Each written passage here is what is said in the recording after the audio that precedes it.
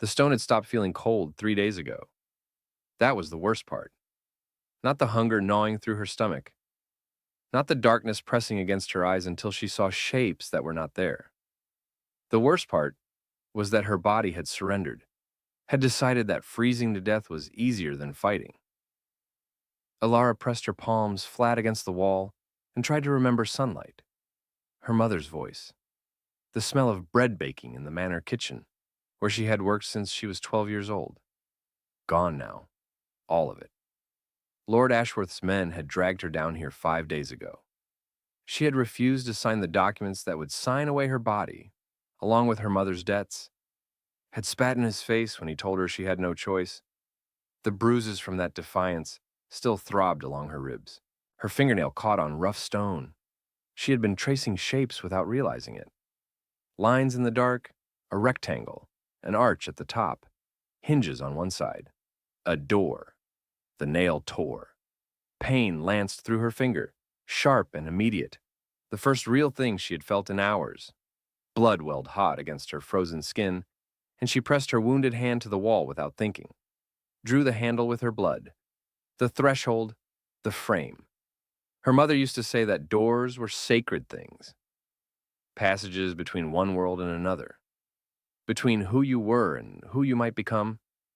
Open a door with intention, her mother had whispered, and sometimes the universe opens one back. Foolish, desperate, the thoughts of a dying girl in the dark. But Alara pressed her forehead to the cold stone and wished anyway. Not a prayer. Something rawer than that. Something that crawled up from the deepest part of her chest and clawed at her throat. Please. The stone grew warm beneath her palms. Her eyes flew open. The lines she had traced were glowing. Golden light pulsed along the scratches in the stone, and her blood burned like liquid fire where it touched the wall.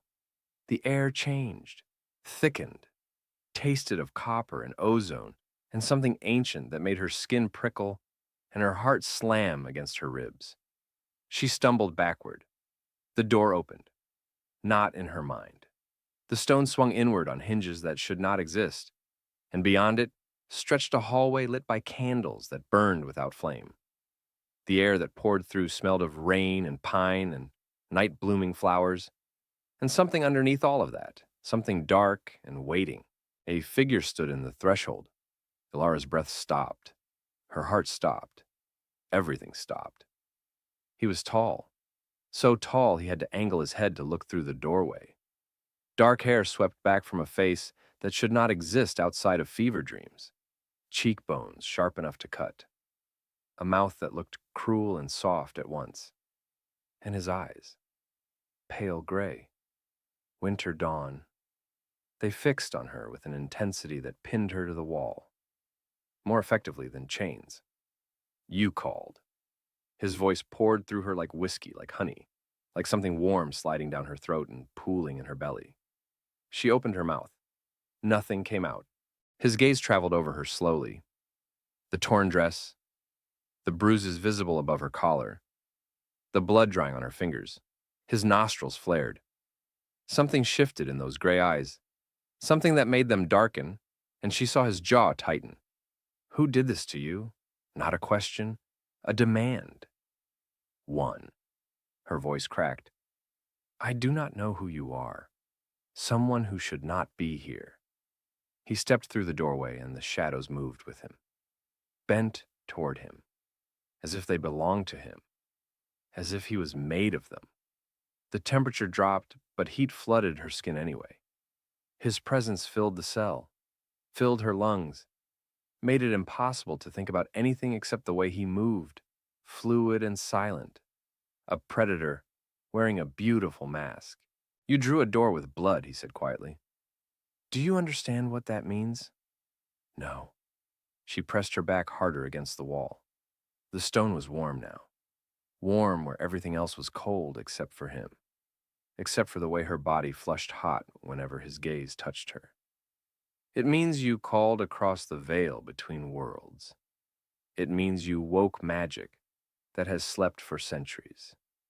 His eyes dropped to her throat, to the place where her pulse beat visibly beneath her skin, and she watched his pupils dilate, watched his lips part slightly.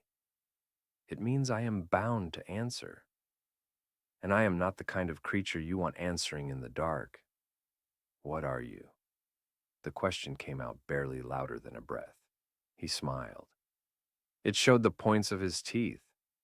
The iron gate above their heads groaned. Footsteps echoed somewhere in the dungeon. They are coming, he said. The men who locked you here. They have decided you are more trouble alive than dead. You have perhaps 5 minutes before they arrive to finish it. Her blood turned to ice. Then help me. Please. I'm bound to answer your call. Not to save you. But he had not moved, had not stepped back through the door. His gray eyes held hers, and she saw something flicker in their depths. Curiosity, maybe hunger, maybe something she could not name. Why are you still here? She whispered. Because you intrigue me. His voice dropped lower. A mortal girl dying in the dark, and instead of praying to gods who do not listen, you drew a door with your blood and tore a hole between worlds. That is not desperation. That is power. I do not have power. I have nothing. Then you have nothing to lose. He extended his hand. The fingers were long, elegant, pale as bone. Cross this threshold and you leave everything behind. Your world, your life, your mortality perhaps, depending on how long you survive. His eyes glittered. But you will not die in this cell, not tonight. The footsteps grew louder. Voices echoed off stone. She looked at his hand, at the impossible doorway, at the life she was leaving behind, which was no life at all. She took his hand. His skin was cold, so cold it burned. But his fingers closed around hers with a strength that made her gasp. And when he pulled her through the doorway, the world dissolved into golden light and rushing darkness, and Alara fell between worlds with a monster's hand in hers. She woke in pieces. Warmth first, the impossible softness beneath her body, then smell.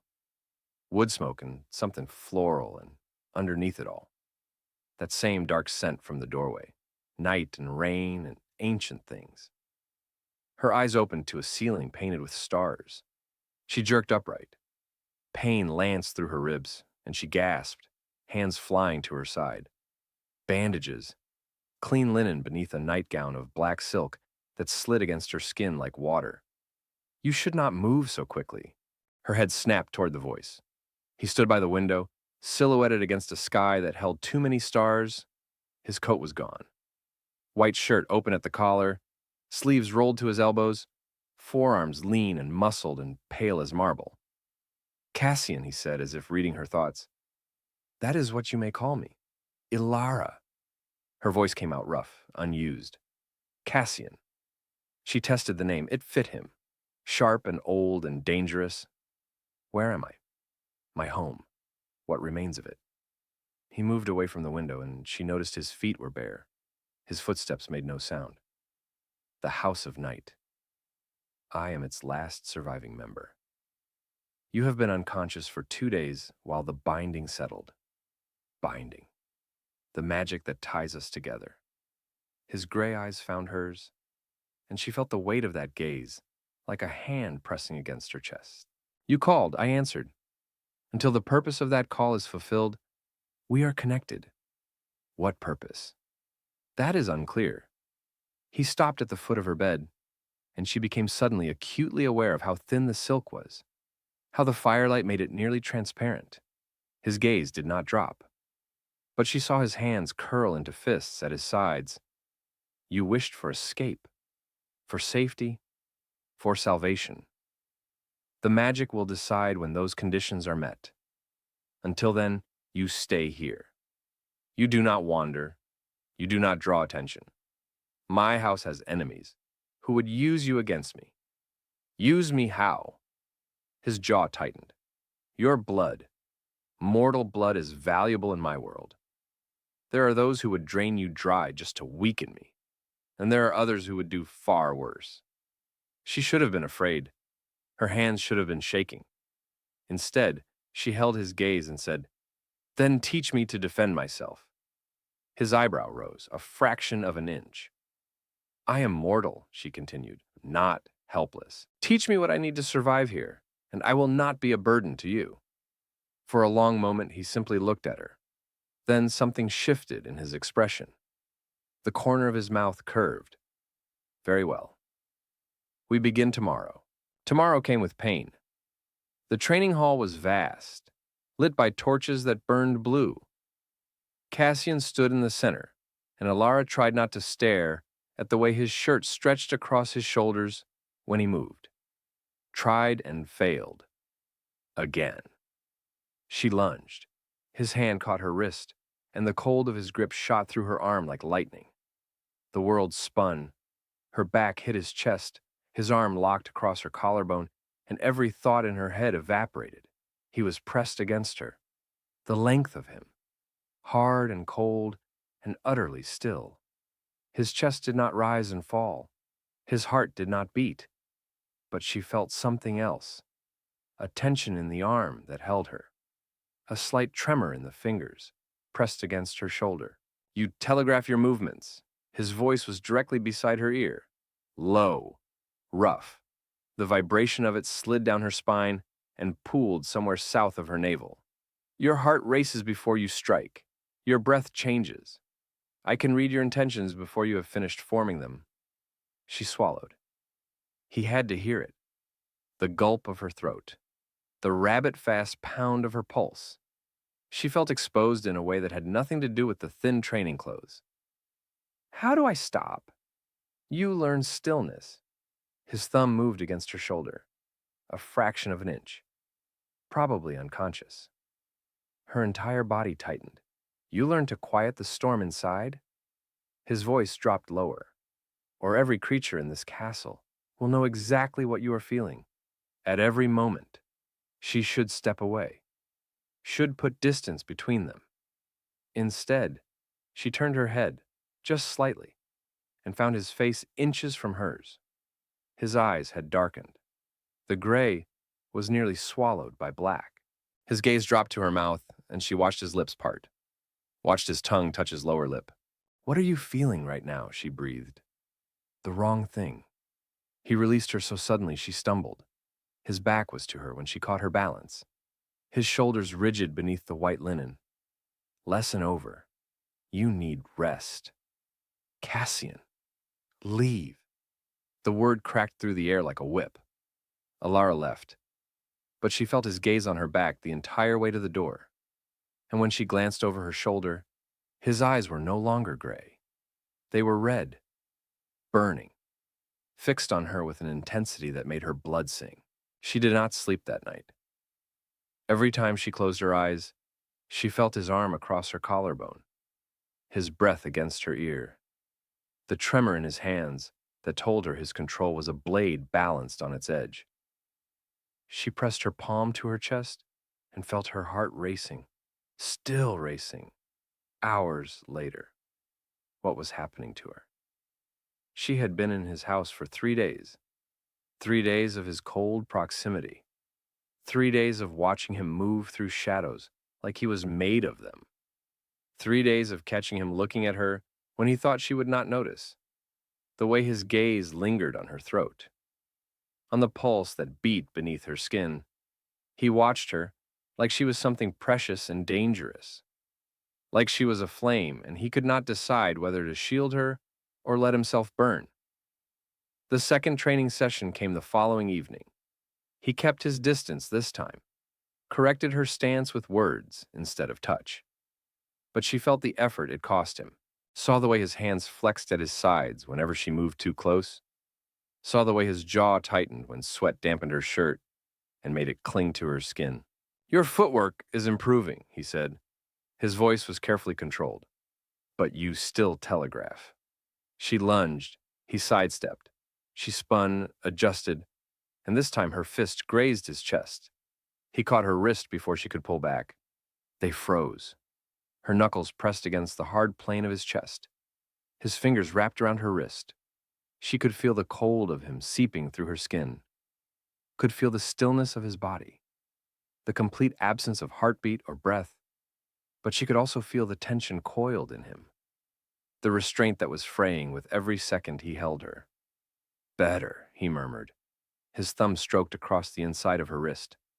Once, twice. A caress so light she might have imagined it. But her pulse leaped, and she saw his nostrils flare, saw his eyes darken. He released her, stepped back. Same time tomorrow, he said roughly, and then he was gone. Moving through the shadows so fast, she saw only a blur of white shirt and dark hair.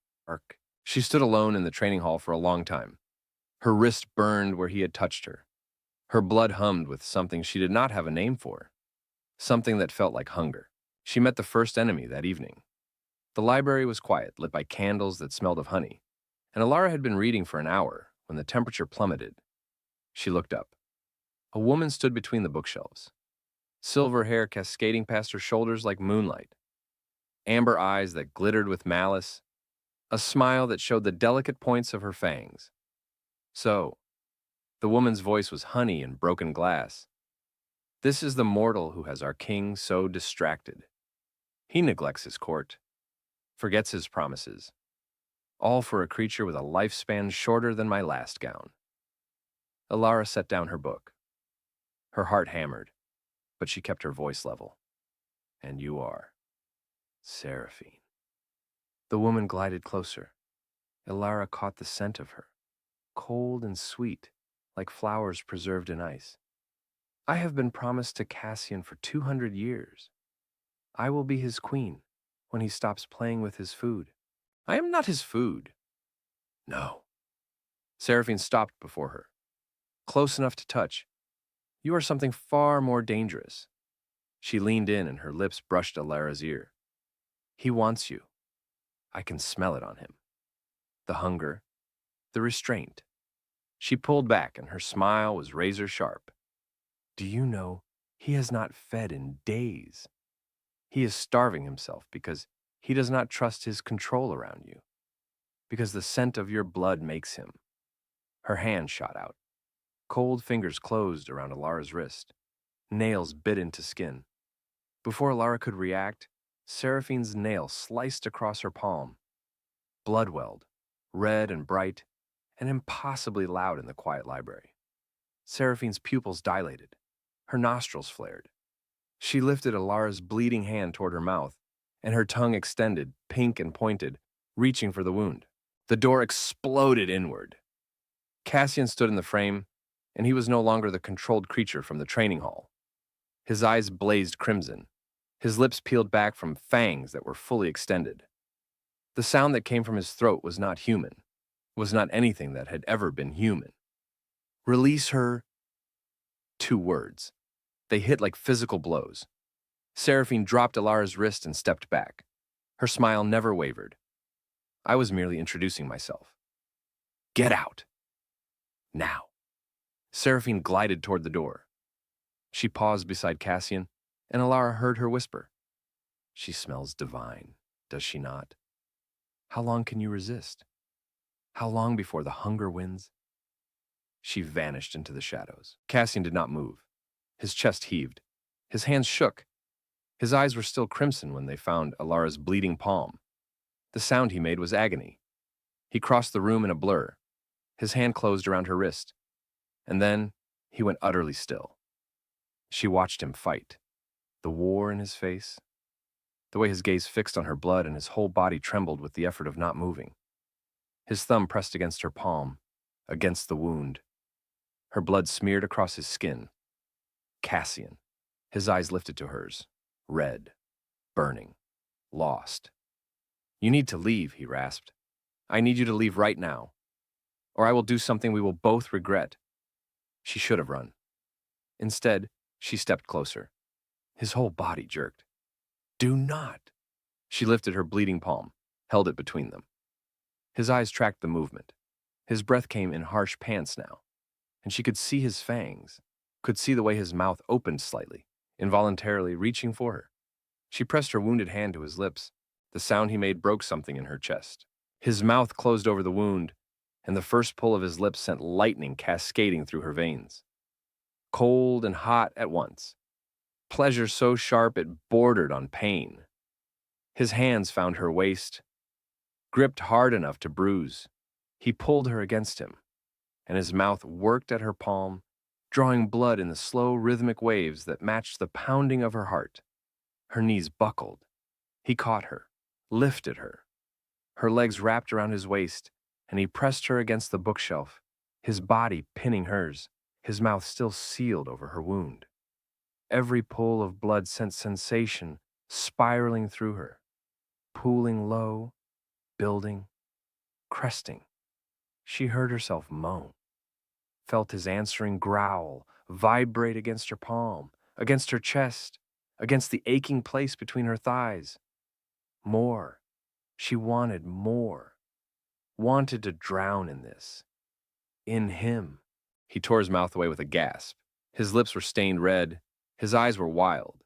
And when he looked at her, she saw it. The hunger, the want, the desperation that matched her own. Mine. The word was a rasp, a claim, a promise.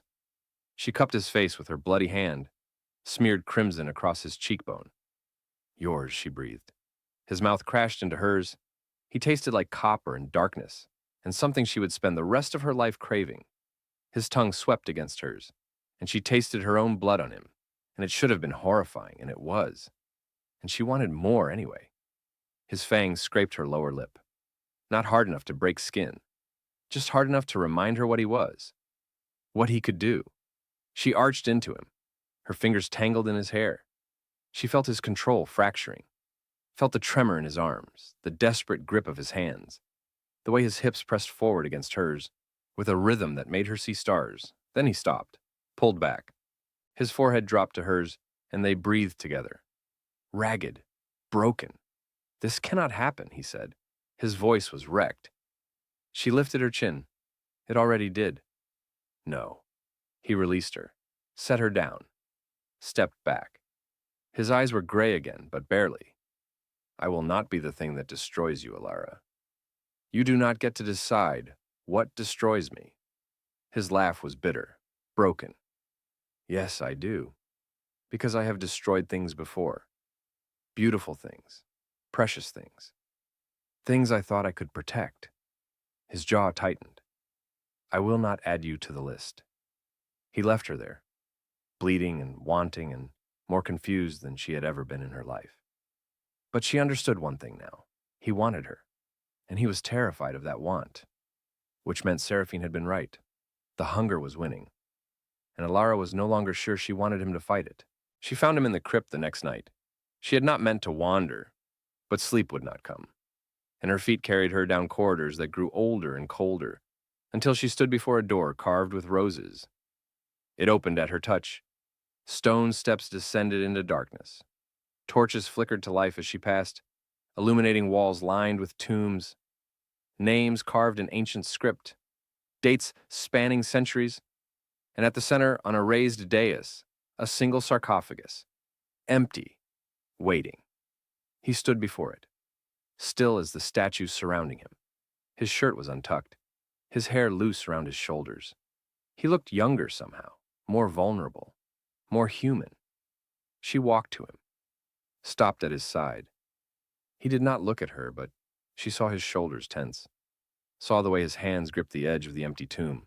This is where they rest, he said quietly. My parents, my sisters, my brothers. All of them. She looked at the names, the dates, 37 tombs, 37 members of his family, reduced to stone and silence.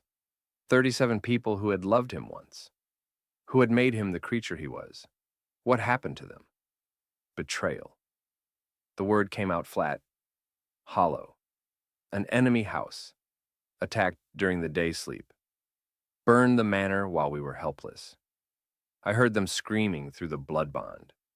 Felt them die one by one. His voice cracked. I could not save them. I was miles away and I could not save a single one. She tried to imagine it. Waking to find everyone you loved turned to ash. Carrying that grief for centuries.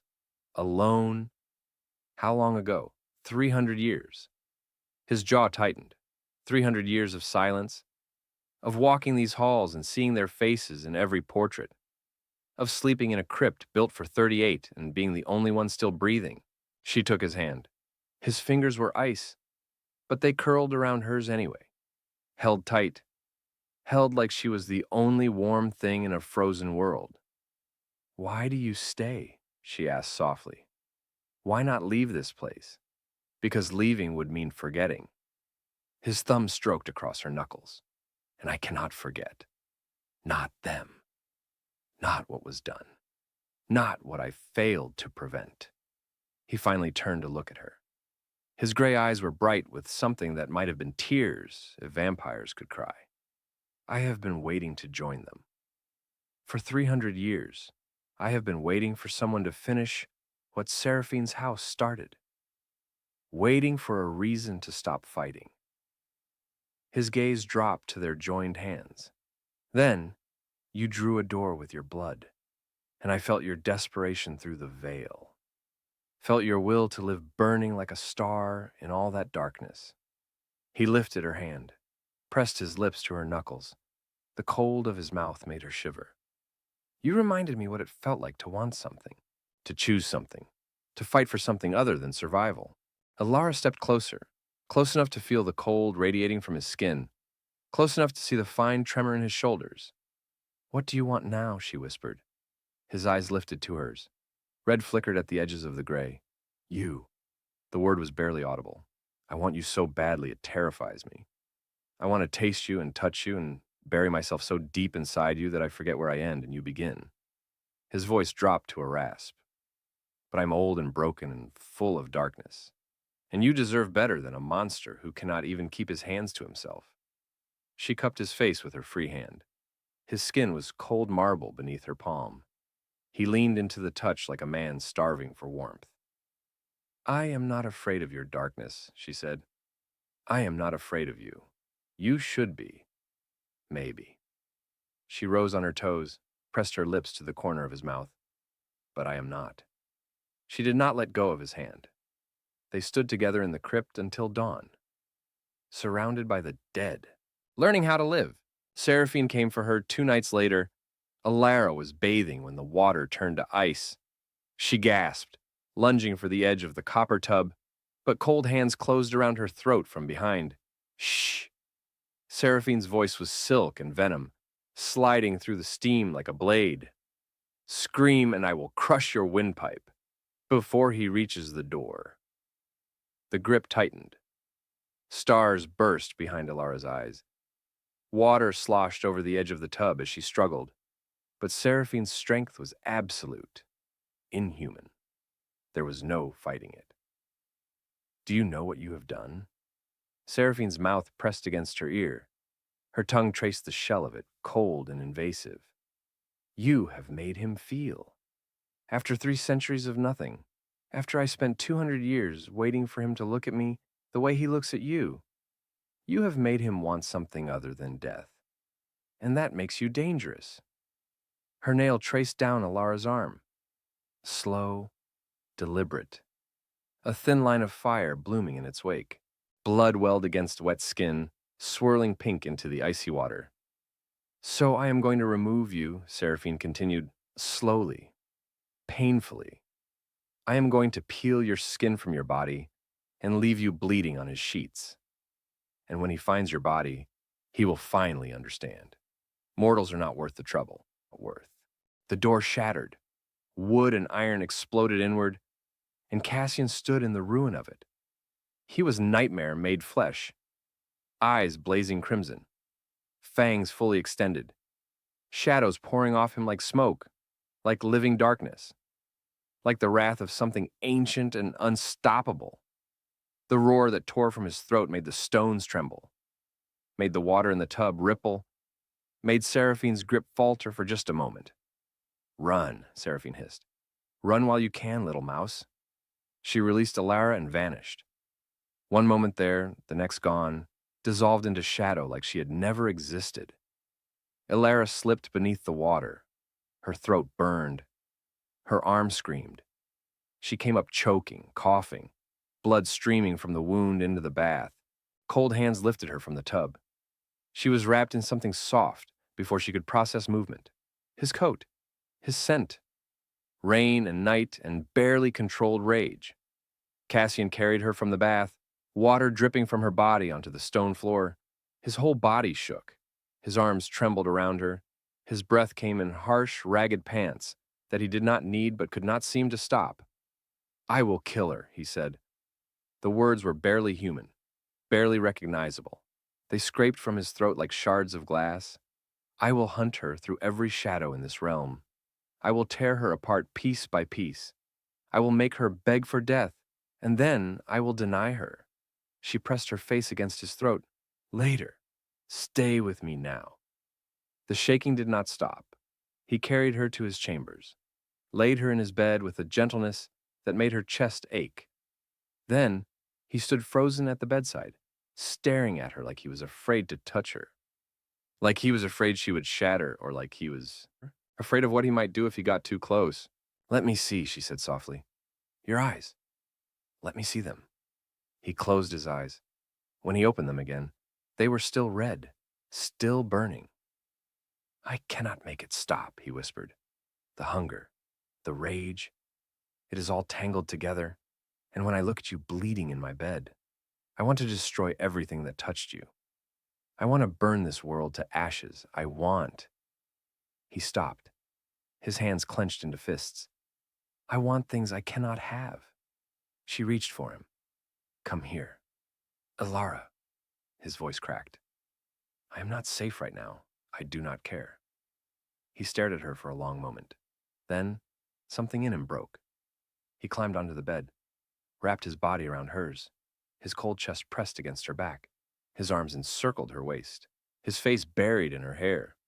He held her like she was the only thing keeping him from flying apart, held her through the trembling and the rage and the terrible aching hunger. And when she woke, he was still there, still holding her, still fighting for control. She turned in his arms, faced him, his eyes opened, gray, exhausted, hungry. "I cannot protect you from myself," he whispered. "I am running out of strength. I am running out of reasons to fight." She kissed him, soft, slow. "Then stop fighting," she breathed against his lips. His control shattered. He rolled her beneath him. His mouth found her throat, her collarbone, the curve of her breast. His hands mapped her body like he was memorizing it, learning it, worshiping it. And when his fangs finally sank into her throat, she arched into him and let the pleasure take her, let the darkness in. Let him claim her completely. Seraphine's final attack came at midnight. Elara heard the screaming first, then the clash of steel, the shatter of glass, the wet, terrible sounds of bodies being torn apart. She found a blade and ran toward the chaos. The great hall was a battlefield. Vampires moving too fast to track, blurs of shadow and fang and spraying blood. Bodies littered the floor. Some still moved. Some were ash. And in the center of it all, Cassian, fighting 5 attackers at once. He was magnificent, terrible, a hurricane of violence that left destruction in his wake. His eyes blazed crimson. His fangs were fully extended. Every movement was death, fluid and brutal, and utterly without mercy. He tore through one attacker, spun, caught another by the throat. His hand punched through a third vampire's chest and emerged, holding something black and shriveled. A heart. He crushed it without looking, but he was outnumbered. And when Seraphine stepped from the shadows behind him, crossbow raised, he did not see her. Seraphine stood at the edge of the carnage, watching, waiting, patient as death. She saw Elara at the same moment Elara saw her. Their eyes met. Seraphine smiled.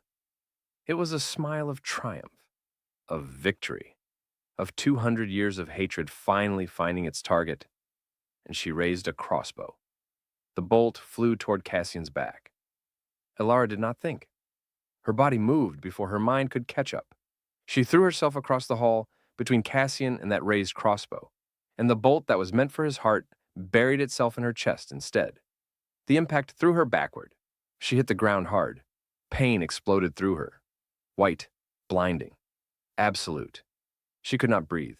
could not think, could only feel the bolt embedded in her chest, the hot rush of blood soaking through her dress, the cold stone against her back. She heard Cassian's roar as if from very far away, heard Seraphine's triumphant laugh cut short by a wet, tearing sound. Then silence, then cold arms lifting her, cold hands pressing against the wound, cold tears falling on her face like rain. No! His voice cracked, shattered, broken to pieces she would spend the rest of her life trying to put back together. Elara. No. Stay with me. Look at me. Keep your eyes open. Please. She tried to focus on his face, blood on his lips, tears streaming down his cheeks, terror in his red, red eyes.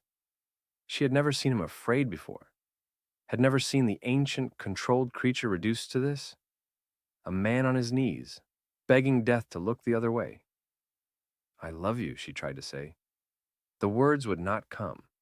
Her lips moved, but no sound emerged. Only blood, only pain, only the slow, creeping darkness at the edges of her vision. He heard her anyway. He always heard her. No, he snarled. You do not get to say that and then leave me. I did not wait 300 years to lose you after 2 weeks. He bit into his wrist with savage desperation, pressed the wound to her lips. His blood poured into her mouth, cold and thick and tasting of power. Drink, he commanded. Stay with me. I cannot do this without you. She drank. The darkness receded. The pain faded. The wound in her chest knitted closed, muscle and skin weaving back together. She gasped, drew breath, opened her eyes.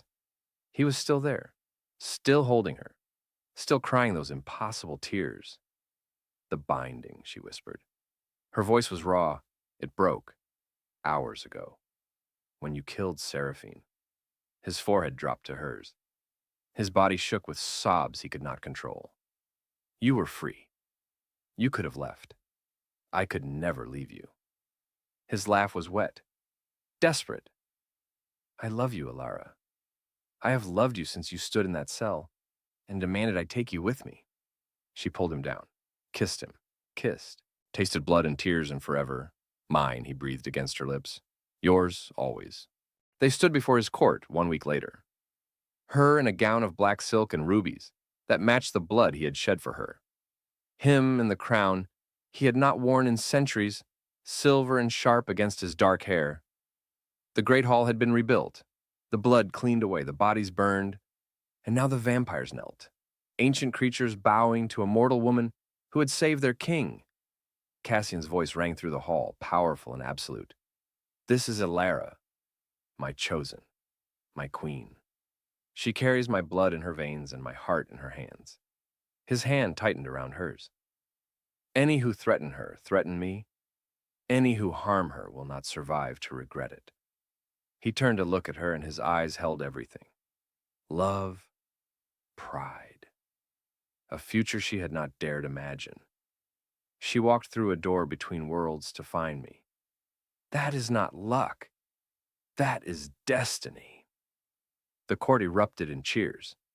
Elara looked at the creatures kneeling before her, at the king, who held her hand like she was precious, at the life she had built from blood and darkness and desperate, impossible hope. She had been a servant girl dying in a cell. She had drawn a door on a prison wall with nothing but blood and desperation, and what walked through had changed everything.